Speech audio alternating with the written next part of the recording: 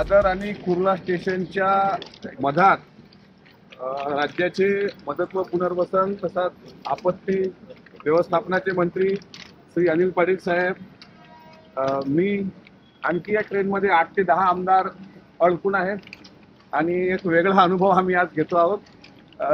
पावसामुळे सर्व जनजीवन विस्कळीत झालेलं आहे आणि आज विधिमंडळाच्या अधिवेशनाचा साधारण अंतिम आठवडा पावसाळी अधिवेशनाचा, त्या अधिवेशनात जाण्यासाठी सुद्धा प्रचंड हाल या ठिकाणी झालेले आहेत।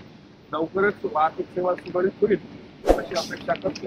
मात्र सामान्य लोकांना याचा जो फटका बसला आहे तो सुद्धा मला असं वाटतं